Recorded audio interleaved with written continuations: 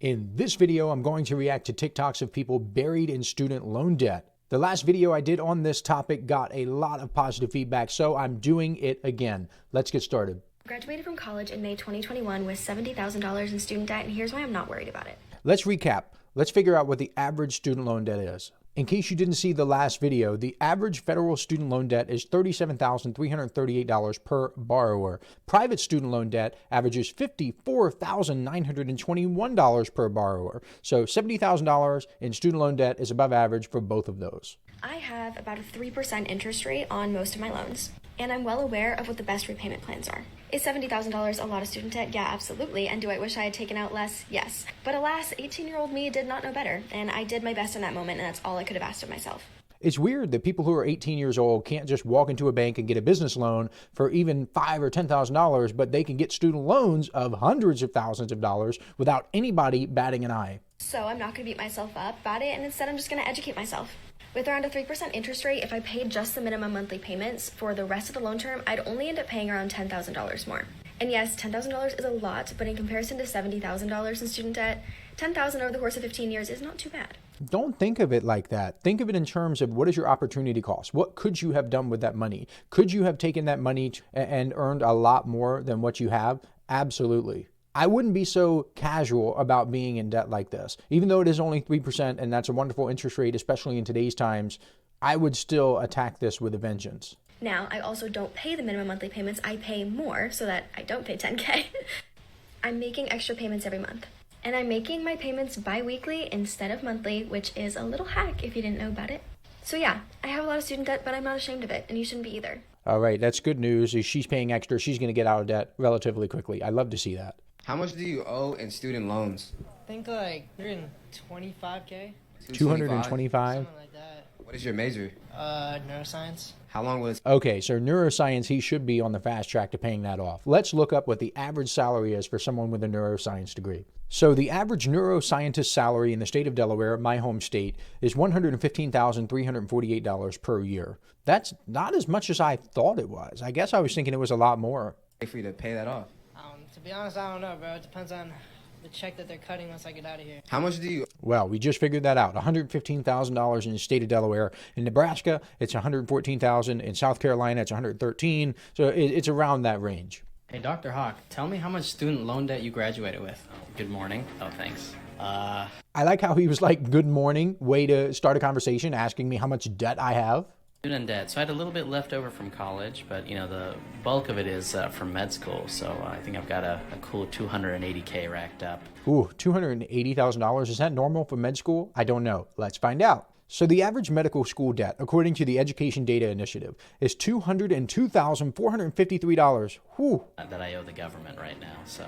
8,000. Student loan. You mean me or my dad, actually? I don't have any loan because I graduated from Pakistan medical school, and medical school is very, very affordable and less expensive. Bring that over to the U.S. My dad probably has some loan, but I never had any. I think our generation completely got screwed. I don't think our parents realize how difficult it is. I mean, everything right now, definitely post-pandemic, it's crazy. Like I'm working 45 hours here, but I still have to ask my parents for help living here by myself. So I think our generation completely. That is really sad, to be honest with you.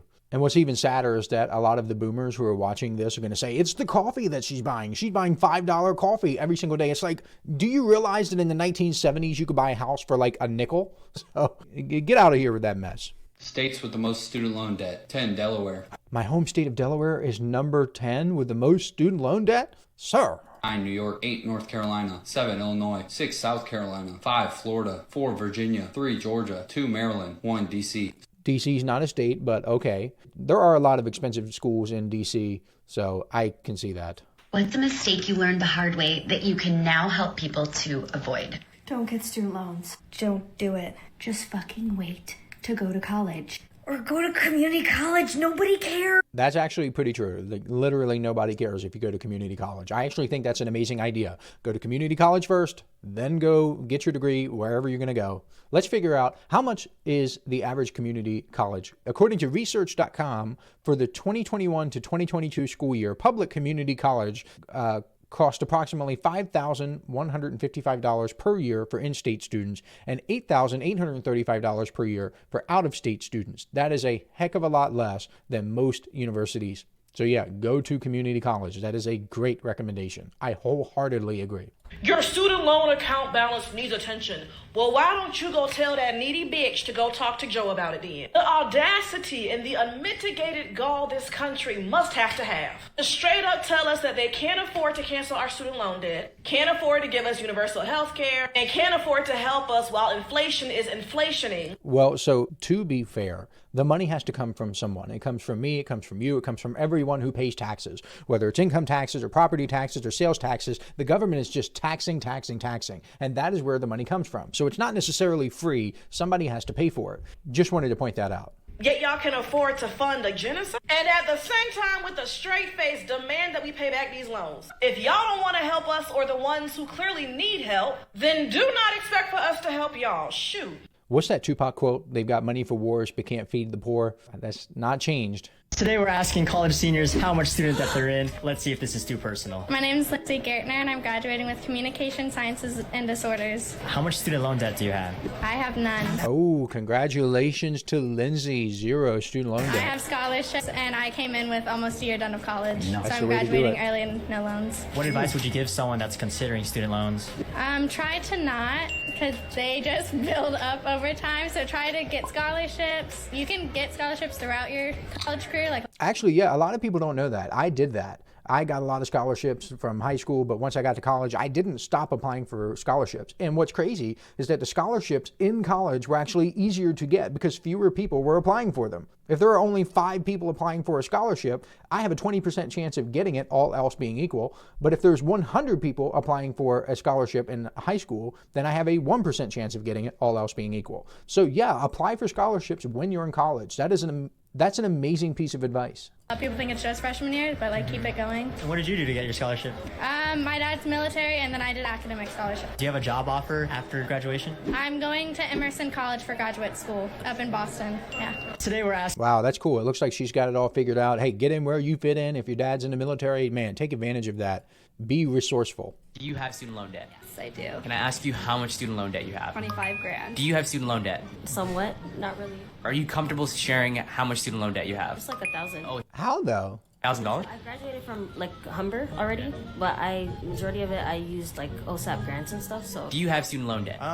Right now, I would say it probably revolves around about 10 per semester. Do you have student loan debt? Yes, that's gonna add up. I remember paying off my 36 grand in student loans, and I was Ubering, I was lifting, I was living on lean cuisines, Jay, and I got lean. I'll tell you, I was lean, and I was doing everything I could to get rid of that debt as fast as possible, and it was so freeing to not have to wait on someone else to do it for me. And so make a plan, get on a budget, do what it takes, come celebrate with us when you're debt-free, and we'll celebrate the fact that you're not waiting on no man, no woman, no politician to change your life. It's all you on are the you. secret sauce, America. That is awesome. That actually sounds very similar to my journey. I think I had around $29,000 of student loan debt. I'll have to go look it up sometime, but I think that's what it was. And I just worked my tail off to just get rid of this debt.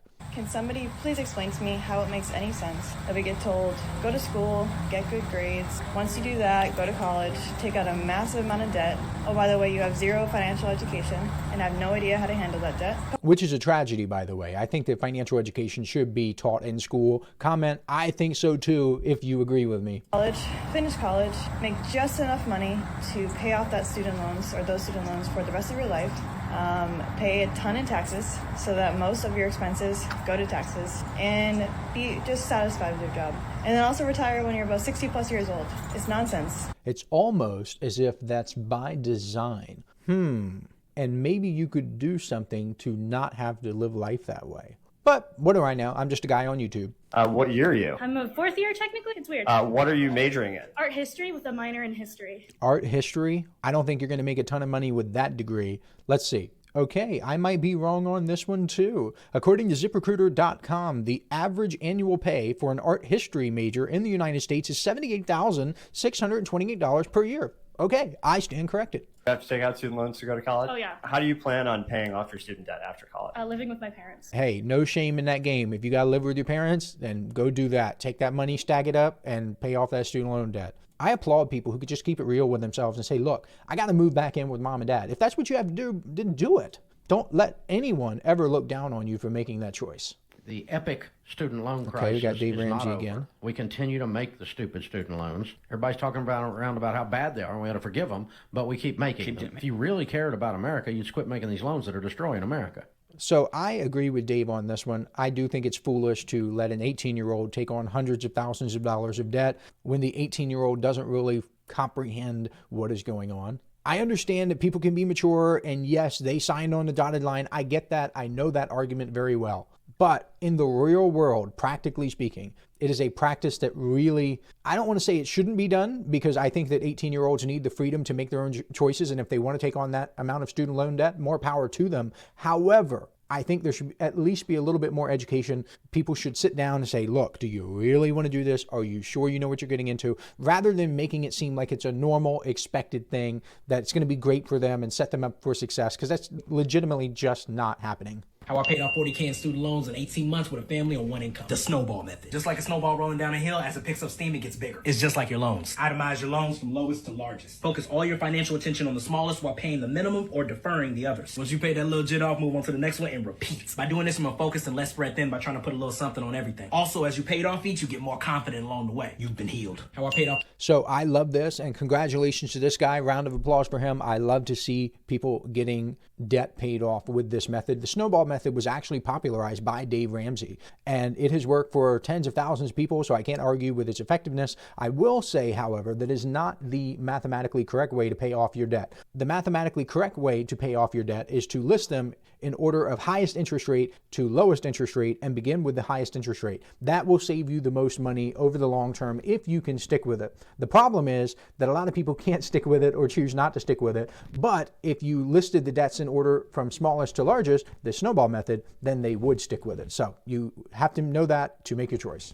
If you've been following our debt-free journey, I have exciting news. On October 7th, we made our final student loan payment, $381,181.25 gone. Wow, $381,000 of student loan debt gone. That is awesome. Bringing our grand debt payoff total to just over $571,000. I thought our mortgage-sized loan payment would be part of our budget forever, but not anymore. Sally Mae is officially evicted. Okay, well, I just focused on the positive. $381,000 and some change of student loan debt paid off. That is amazing. Round of applause again. Man, I'm clapping a lot in this episode. Saw a thing on Instagram that said that this would be the 4th year that student debt has been paused. And they said if it can be paused alone, why don't we just cancel it? And you know what? I've decided that my debt, my federal debt at least, is between the government and God now, because nope. So I don't think that's a good plan, but if that's what you want to do, keep fighting a good fight, I suppose. I had $100,000 in student loan debt due to one of my parents dying immediately after college. I was able to pay off this debt immediately after college, but I think that's a testament to how extreme the circumstances need to be for you to be able to pay off that debt in a timely manner. So I was able to pay off my debt pretty soon after college, but due to pretty sad circumstances. That is actually really sad. I wish that wasn't the case, but shout out to the parents for leaving a legacy that is very thoughtful of them, and I bet she's glad that they did. Well, that is it for this YouTube video. Did you have student loan debt? Let me know how much you had or how much you currently have. Just let me know something in the comments below. Thank you so much for watching. I appreciate you.